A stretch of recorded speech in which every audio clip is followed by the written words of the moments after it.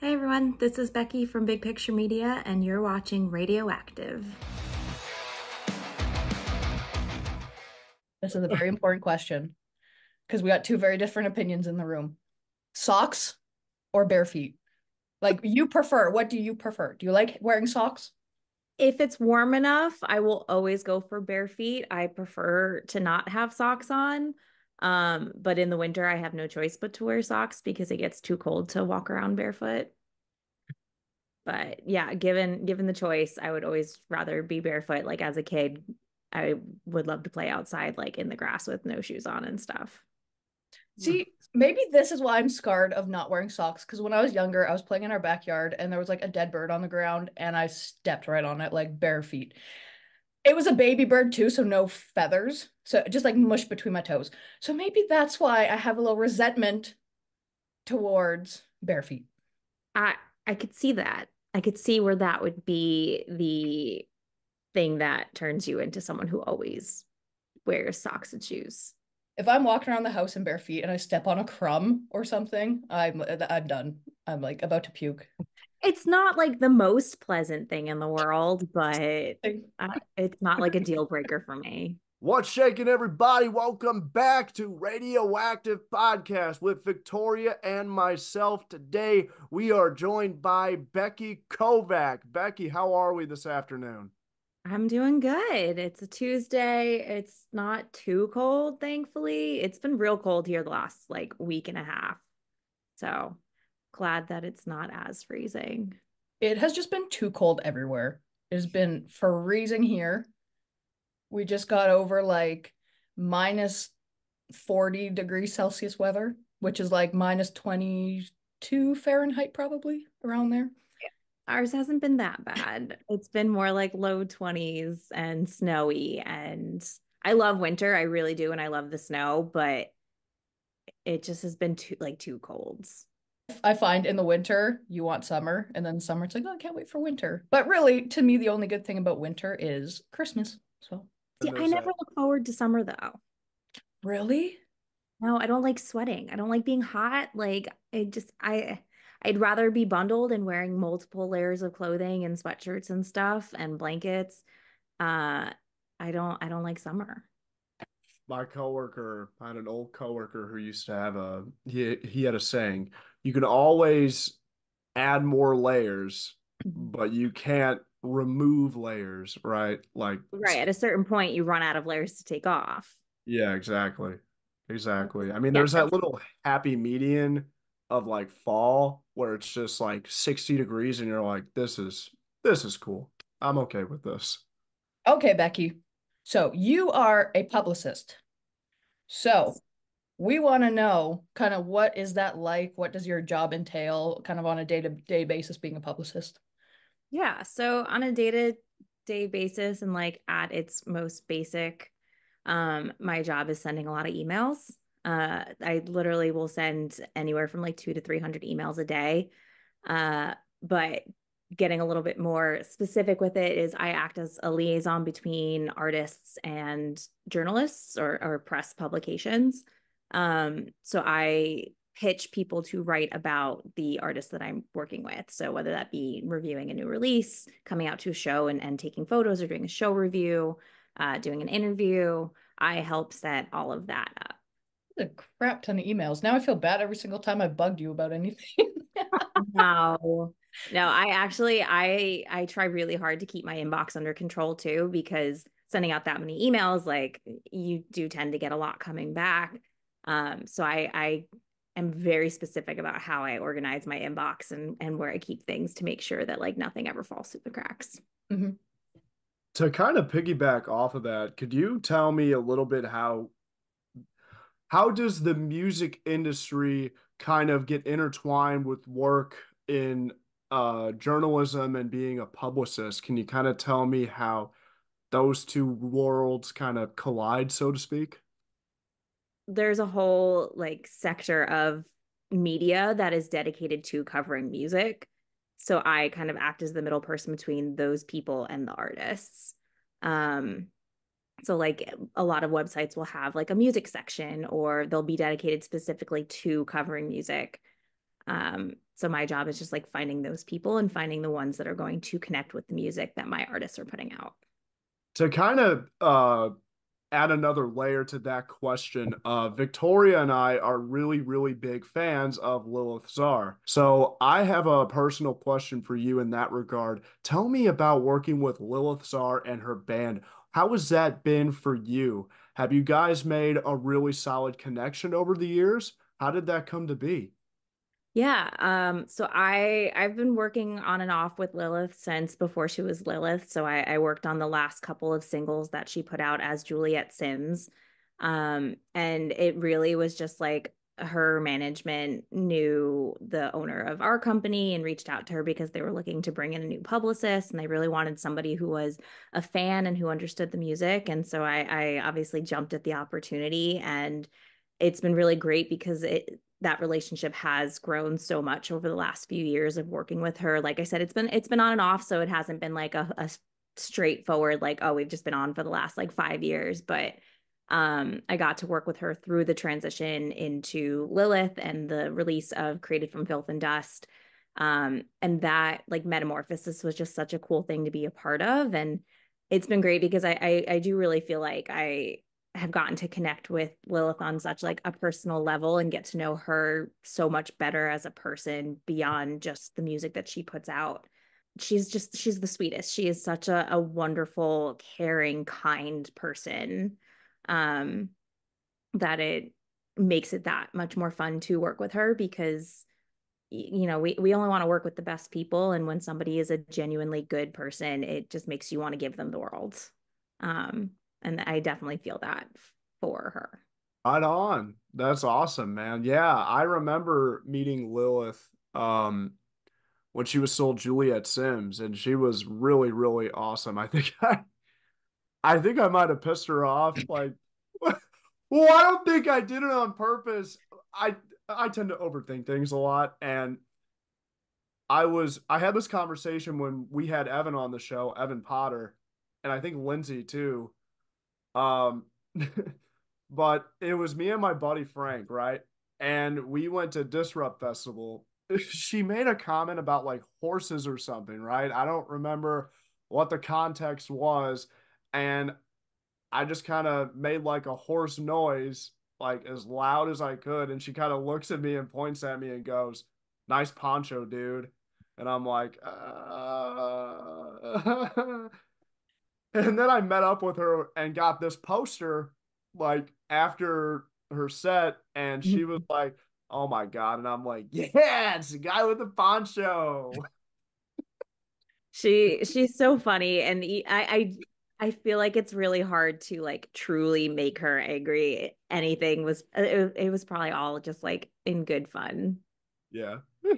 So the next question we got is, what's kind of a groundbreaking achievement that you have accomplished as a publicist, or just in kind of your career in the music industry? For me, I've had a couple of like national morning TV bookings, which is really, really tough to do and is something that like still blows my mind to think about, that I've had clients on the Today Show and on like Good Morning America. Those would be like the first things that come to mind. It's like really it's not fun to wake up at like 4 a.m. to get there for a 5 a.m. call time, but it is really fun to like see how those shows come together and like the behind the scenes of how they work. So if you had to pick like maybe two or three, like top two or three artists like that you have just been enraptured with, like you couldn't stop like checking out their content, keeping up with what they have going on. You love working with them, consistently communicating with them. If you had to pick three that just blew you away, who would they be and why? It's really hard to pick favorites because I've been with Big Picture for nearly a decade at this point, and I've worked with a lot of artists over the years. And I've been fortunate enough to work with a lot of artists that I grew up listening to and like am still personally such a huge fan of. Um, but the ones that come to mind as like my favorites and standouts over the years, definitely Bayside. They are one of my all-time favorite bands. I have a tattoo of the bird logo and song lyrics like on my body. Um, So getting to work with them, knowing how formative they were in my early years, and like part of a huge reason, like a huge part of the reason why I wanted to work in music is Bayside. So getting to work with them so much over the last few years and getting to know them better and become really close with them has been awesome. I would say working with Midtown on their reunion these last couple of years has been really sick as well. I kind of missed the boat when Midtown was around in the early 2000s because I was a little young at that point, but I was a huge Cobra Starship fan.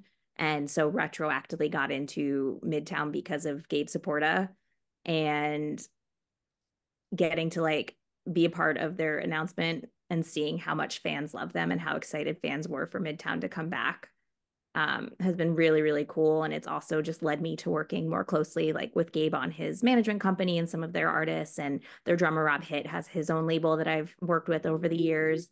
So that's been really cool just to kind of build those relationships there. And then I guess the other one that comes to mind is Warped Tour. We did press for the last 2 cross-country tours. And I grew up going to Warped Tour. First time was when I was 15, and I went pretty much every year after that until it ended. And so getting to see the behind the scenes of that tour and be out there and be in the press room helping coordinate interviews, and getting to work with Kevin Lyman, who is just such like a legend in the scene. It was really, really special. Now, I have a question. Do you guys think Warped Tour will ever come back? Or do you think When We're Young's kind of the new thing? I think When We Were Young is kind of the new thing. Yeah, I think it's safe to say that Warped Tour. Well, there was Warped Tour and then there was Disrupt Festival, and I think that was really cool too. I think they ought to bring Disrupt Festival and just kind of have like a lineup of a dozen or so bands and then bring that back. But yeah, definitely When We Were Young, best for sure gonna be the new wave because it's trendy, it's savvy, it's like what the people want. It'd be cool if they would bring it to like other parts of the country though, like maybe not a full tour, but pick like 5 different cities and just do 2 days in each city kind of deal. I feel like Yeah. that would make people happier. Oh yeah. We have reached our fun question point of the interview. These are just random questions that we like to end our interviews with. Very random. There's no explanation behind them or reasoning. But first fun question. Becky, are you familiar with the Barbie movie? Oh, absolutely. Excellent. Then this is a perfect question for you. So, you have entered the world of Barbie. What's the first thing you're going to do and why? I would go visit Weird Barbie. I'd go visit Kate McKinnon as Weird Barbie because she was my favorite part of that entire movie. I love Kate McKinnon so much, dude. She is just like one of those actresses who is just naturally funny in everything that she's in. Yeah, 100%. Why is she always doing the splits? I don't know. She crushed it. She was my favorite part of that whole movie. I honestly I loved the entire movie, and I wasn't sure what to expect from it going into it. And I which is surprising that I got no spoilers because I didn't see it until like a month ago.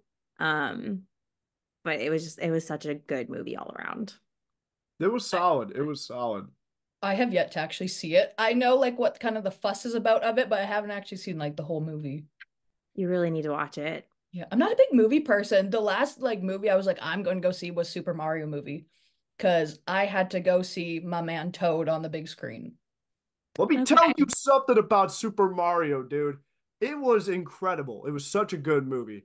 Victoria just says she's not a very big movie person. I am like an avid movie goer, like huge into the Golden Globes, Academy Awards. I Okay. am absolutely livid that the Super Mario Brothers movie is not nominated for Best Animated Feature Film. It should be because it was a masterpiece. That is surprising. I will say, I like watching that movie, I loved it. I enjoyed every minute of it. I did feel like the storyline was very rushed, and I understand that it's because it's a kids movie, they have to keep the pacing up or else they lose kids' interest. But yeah, I'm surprised that it wasn't nominated for that. One of the best movies I've ever seen in my life. It was fun. It was good. Except, oh, the Cineplex movie theater. I have such a bone to pick with them. They were advertising, oh, come to the movie and get a large popcorn in like the, what do you call them, like the Mhm. coin box things. So we go to the movies. They had none. They had none available. So guess what they gave us? They gave us like the junior bundle with like a tiny ass thing of popcorn, a little soft drink, but I did get a pack of Sour Patch Kids, so I mean that kind of made up for it. But I was so mad. I was like, I had my heart set on getting this like coin box for my popcorn. Yeah, that's a bummer. So the movie theater that we have in like the States, St. Louis area is called, well, I don't think I should say it because, I don't want to get sued, but the movie theater, like mafia, we're just going to call them the movie theater mafia because that's essentially what they are, man. I mean, they're pretty cutthroat out here. They have these popcorn tins, right? And you get it for like 24 bucks and you fill it up with popcorn for 5 every time you go see a Okay. movie. And they do it year after year. So it's like a yearly subscription for popcorn. I mean, it's probably worth it if you go enough. Yeah. I mean, Ian goes to the movies like every night, so it's worth it for you. It's not every night. It's like once a week. You have to understand who raised me. My father is an interesting man. Very, very strange bird indeed, but he is the reason I am the guy that I am, and I owe it all to him. One of the best dudes I know, but like he is an avid reader. He reads a book a week and he sees a movie like every other day of the week. Going to the movies like a lot is probably better than, going to the bar every other night. True. So, okay, here we go. We got another one here for Becky. All right, Becky. So, let's say hypothetically you were to come up with an invention or take credit for an invention that already exists. You can pick between the two. So you can either take credit for an invention that already exists or you can create your own. If you are creating your own, what is it? What is it called and why? If you are taking credit, what are you taking credit for? What are you calling it and why? That's a really tough question. Um, I'm not the most like creative person, so I don't know that I would be able to invent my own thing. Um, so I would probably end up taking credit for somebody else's invention, which does not feel nice. But it would probably have something to do with like coffee in some way because I am an avid coffee drinker and I am very into like coffee culture. We do press for a coffee festival in New York every year that I've been like spearheading press efforts on for I think seven years at this point. Um, so I don't know what the invention would be that I'm taking credit for, but it would probably be something to do with coffee. Nice. There's too many things out there. I honestly don't even know what I would pick. Yeah. There's a lot of options. There is. And it just depends if you want like more money out of it or not too. I feel like with coffee, that would be like a $1 million like. Mhm.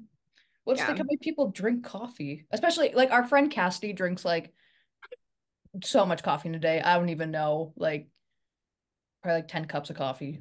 I don't know how she's alive, dude. Like when I first like started talking to her, she would be like, "Yeah, I just have like 10 cups of coffee and I'm just dumbfounded." I'm like, "How are you alive?" Yeah, I used to probably drink about a pot of coffee a day by myself, and I have since like dialed that back quite a bit just because as I've gotten older, my body cannot handle it as well as it used to. So now it's like 2 cups a day is like my standard now. I can't drink coffee unless it's like a French vanilla coffee. Like it's got to be so flavored that I can't even taste coffee. I am more of a flavored coffee kind of person. I buy like flavored coffee beans. And I make my own cold brew at home from those. But I prefer flavored to just like plain straight coffee. I can get down with that. Come to think of it, I've been working with you for like over a year, almost two. I don't think I've ever seen you like drink coffee. It's been like Gatorade, water, soda, or tea. An abundance of Dr. Pepper. which I'm drinking right now. Ian's making fun of me because I poured this in a mug.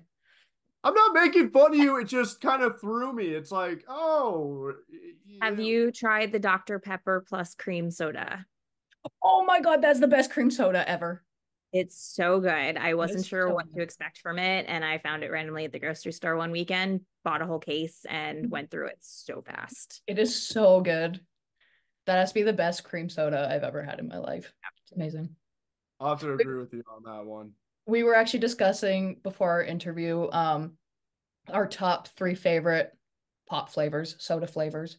What are yours, Becky? Um, I'm gonna say like a cherry Coke, a Dr. Pepper of some sort, and I can get down with like a cream soda. Okay, mine was did I do it in order, Ian? I don't even remember the order I did it in. I think so. Yeah. I think I had Dr. Pepper, root beer, and cream soda. Oh, what's my favorite soda? I got to give it to Mountain Dew Baja Blast. That is my favorite soda. I just had Taco Bell with my dad before I got home, and I had a Mountain Dew Baja Blast. So that's number one. Number two, I had to give it to probably like any form of root beer is just so tasty to me. Um, and then number three, I'm a really big fan of cherry cola, but I like Fanta. Fanta, like the orange soda. Mhm. It's Okay. refreshing. It's a summertime drink, I summertime don't think I've beverage. ever had Fanta in my life. I always see it, but I don't think I've ever actually had it. Me neither. Not something that ever appealed to me. Honestly, like, yeah, any kind of orange sodas are like meh, I don't not do orange sodas. I don't even do like clear sodas. So no Sprite, no Mountain Dew, no 7 Up, like none of that. I can't do 7 Up because it just reminds me of when I'm like sick. And it if I drink it when I'm not sick, then I'm like, I feel sick. Okay, Becky. So, say you could direct your own movie. What kind of movie would it be? And what kind of actors or actresses would you want to cast in the movie? It would probably either be some kind of a comedy or like a sci-fi fantasy, like superhero type of thing. Um, I really love like the whole Marvel Cinematic Universe. I love watching all the shows and stuff. So anything in that vein, I'm really into. Um, Plus, like I love Harry Potter, I love Lord of the Rings, like all of that stuff. So it'd either be comedy or it'd be something in that like weird sci-fi fantasy world. Um, Actors, I'm trying to think who I've really liked recently and stuff. I mean, Ryan Gosling and Margot Robbie come to mind just because we were talking about Barbie and they were both fantastic in that movie. I've also always been like a big Mark Ruffalo fan, Chris Pine, Chris Evans, like that whole, I don't know. I feel like I rewatch the same things over and over again these days, so I'm having trouble like coming up with any actors because everything I rewatch is just like baking shows and animated TV series. Bob's Burgers is my comfort show. Did you see the Bob's Burgers movie? Of course. In Good. theaters when it first came out, like that first week. Yeah, I definitely dragged my friend Allison to go see that, and she was like, "What the f are we watching?" And I'm like, just wait. It's good. I promise." It's great. It was so good. I love that show. And it's like what I go to sleep to at night. I put it on and I watch a couple episodes and I put the sleep timer and I fall asleep watching Bob's. And I it just plays in the background on constant loop in my apartment. That sounds like me with friends on 24/7 in this house. It's usually how I am with Family Guy or they came out with a miniseries for Ted, and it's funnier than hell. It's just, my God. Seth MacFarlane is just like a creative genius. Like he is Yeah, so funny in everything that he does. Mind you, it's completely inappropriate, but of course. Like most of the things that he does. yes. All right. You skipped over this one, but I want to ask it because she has a cat on her lap. Okay, so check this out. Do you believe that cats and dogs have their own language when communicating with one another? Is it hostile or is it friendly? Yes, I believe that they have their own languages. And I think hostile or friendly, it very much depends on the situation and what animal they're talking to. Okay, I can get down with that. I just I feel like my mom has a dog, and she's this little fat pudgy beagle named Molly. And I okay. just feel like she has beef with the squirrels in our backyard because anytime she goes outside, she like runs up to the squirrels and chases them up the tree. Mhm. Like for a fat dog, like this dog is a loaf of bread. Like she is just obese. She's quick. She's quick. Now, Ian, touch your question. Does each animal like have their own language? Like, you know how there's like French and English and Spanish and stuff, right? So between each animal, then, do they have a different language? Because maybe that's why your dog's always chasing squirrels. Maybe there's just a miscommunication.